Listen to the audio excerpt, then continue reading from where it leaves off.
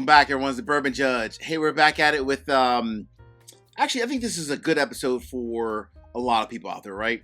There are some whiskeys, in my opinion, that you definitely need to try at a bar before you buy them, right? At a bar, at a friend's house, you get my point, right? Try them before you buy a bottle.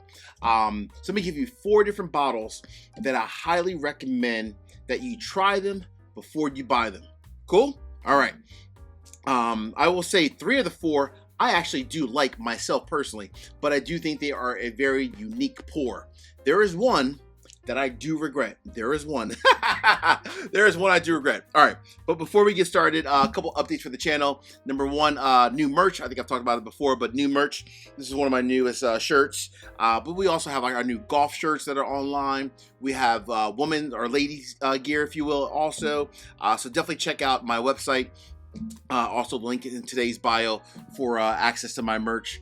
And then the second thing that's new for the channel, I guess from our Patron community, we are releasing this barrel pick tomorrow. So the blendery, I've talked about this a lot. The custom blends that you have access to by going to the blendery is just, it's just insane. So we're releasing tomorrow. It's called Overturned on a Pill. Yes, the Bourbon Judge single barrel or single barrel blend, because we actually did blend 2 different barrels to make this. This bottle is, it's that damn good. It's creamy, it's oak, it's sweet, it's honey, it's leather. It is just fantastic. Honestly fantastic. I'm a big fan myself of the Whiskey Blendery. Take away my barrel pick, I'm a big fan of the Whiskey Blendery. The owner, Tim, I love what Tim is doing. He's allowing groups to come in and do like custom blends, and I'm thankful for that, honestly, right? And then their own whiskey that they put out themselves, which is available at their distillery. Tim is doing a fantastic job, and make sure you guys, if you don't have a chance to get my barrel pick, make sure you check out the Whiskey Blendery whenever you're in Texas. An amazing, oh my gosh, truly fantastic distillery and a fantastic whiskey as a whole. All right, so Judge, what are the 4 bottles that you would say try them at a bar, try them at a friend's house before you just run out and spend your money, and why? I'm going to give you the reason why as well. Cool. So the first one, this is one where it's interesting because I personally love it, right? I love this brand. I love the whiskey, but it's a rye, and it's the type of rye that makes this one a little bit more unique. There's not a lot of this particular rye whiskey on the market, and this type of grain that they're using. So the number 1 on the list, by far, Corbin Cash. Now, what's interesting about this is that this is actually my barrel pick of them, right? So I love this one. This is my barrel pick, and I love this. And the whiskey is amazing. Let me be clear. The whiskey is amazing. But if you are looking for your traditional MGP rye, this is not it. So Corbin Cash, for their rye, they use something called a Merced rye.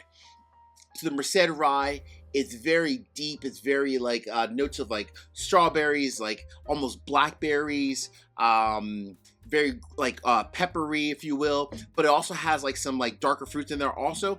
But it's not your traditional, what a lot of people love, your traditional MGP rye. It's not that, not at all. And that is the reason why I think you need to try Corbin Cash, their Merced rye at a bar first before going out and just spending $120, $130 on one of their single barrel cask strength bottles. Cool? But once you try it, depending on your palate, you might actually end up loving this. I love this so much, we did a barrel pick, and our community loves this. That's number 1. All right, Judge, what is number 2 and why?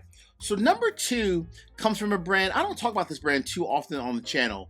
When I think about this brand, a couple things come to mind.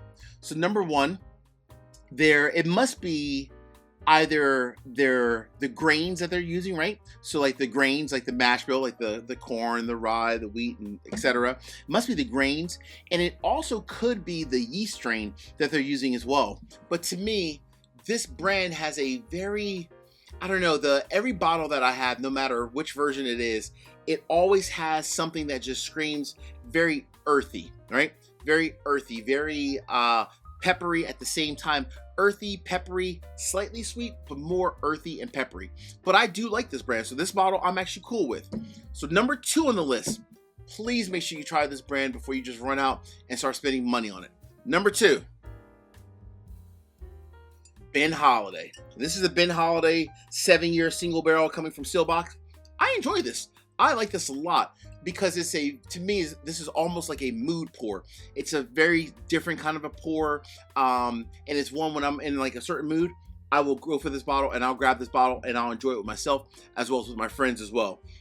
I like Ben Holiday like the rest of most people out there, but I do think it's one where, from a brand standpoint, it's not for everyone, right? A lot of people are very much used to like the traditional, brown sugar, caramel, leather kind of a note, like from a bourbon standpoint, that's sweet, a little bit spicy, but more sweet. This is just different. It's more earthy, a little bit more funky. It has just a certain little je ne sais quoi, slightly different. All right.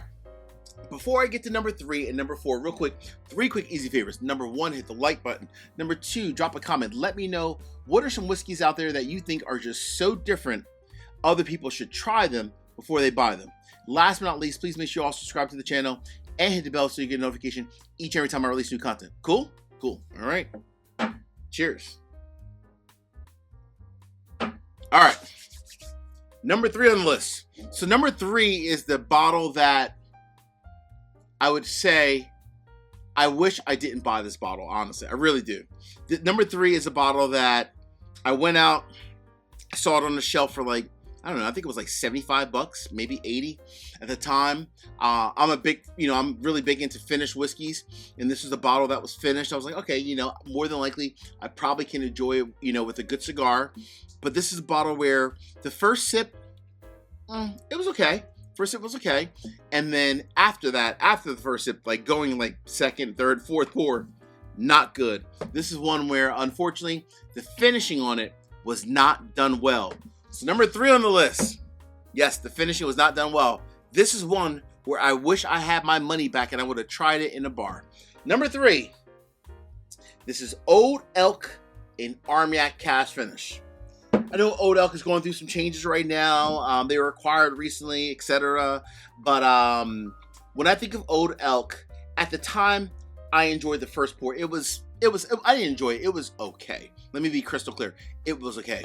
But the second sip that I had, literally the second sip on the same night, I was like, damn it, I think I may have just wasted $75, $80. So this is one where I truly wish I had my money back. But hey, it is what it is, right? Money is out the door, gone, lost. It is what it is. Can't do anything about it. Had I tried this in a bar, more than likely, I probably honestly wouldn't have came home with the bottle. But it is what it is. Lesson learned. Lesson learned. All right. Judge, what is number 4 and why? So number 4 is going to make sense for a couple of reasons. Number 1, the type of corn that they use is different. And it makes the whiskey, in my opinion, extremely sweet. I'm okay with it because, again, I'm all about a mood pour. Sometimes I'm in the mood for something that's slightly different than your traditional bourbon or your traditional rye. But number 4, they use a red corn. Yes, a red corn. Again, I love this bottle, but it's not for everybody. Try it in a bar. Try it from a friend if a friend has a bottle of it. Number 4, coming from High Wire Distilling down in South Carolina. This is our good friends, Jimmy Red. So Jimmy Red, this is a single barrel. Again, I personally love this. I think it's a fantastic bottle of whiskey. I actually have a couple of these actually, and I love their brand. I love everything about Jimmy Red and High Wire Distilling. But they also use a red corn. So it's much sweeter, and it is not your traditional bourbon drinkers pour of whiskey, if you will. It's completely different. Because of that, my recommendation, try it in a bar before you run out and spend $70, $80, $90 on a bottle. Fair? All right, friends. Hey, as we see in this courtroom, peace, cheers, most important. So take care. See you guys.